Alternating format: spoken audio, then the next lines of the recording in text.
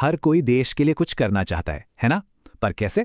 चलिए एक आसान सा तरीका देखते हैं। ये वो सवाल हैं जो हम सब कभी ना कभी खुद से जरूर पूछते हैं। देखिए, देश की सेवा सिर्फ सरहद पर ही नहीं होती, ये तो हमारे रोज के कामों से भी हो सकती है। जी हाँ, एक आम नागरिक भी इकोनॉमी को मजबूत करके देश की सेवा कर सकता है। अक्सर खबरों में सुनते हैं रुपया कमजोर हो रहा है, पर सवाल यह है कि हम क्या कर सकते हैं? और अक्सर हम सोचते हैं अकेले मेरे करने से क्या होगा, पर सच तो ये है कि बहुत कुछ हो सकता है। असल में कई विदेशी चीजों पर हमारी डिपेंडेंसी हमारी इकोनॉमी को कमजोर करती है। लेकिन पता है, कई बार ये हमारी मजबूरी नहीं बल्कि सिर्फ एक चॉइस होती है। एक छोटा सा एग्जाम्पल लेते हैं, पोटैटो चिप्स का।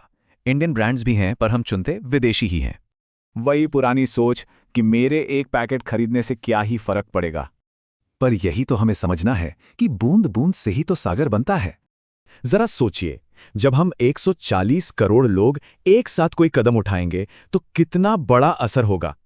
जब हम कोई भी इंडियन प्रोडक्ट खरीदते हैं ना, तो दो जबरदस्त फायदे होते हैं। सबसे पहले, हमारा पैसा हमारे ही देश में रहता है, जिससे हमारी इकोनॉमी मजबूत होती है।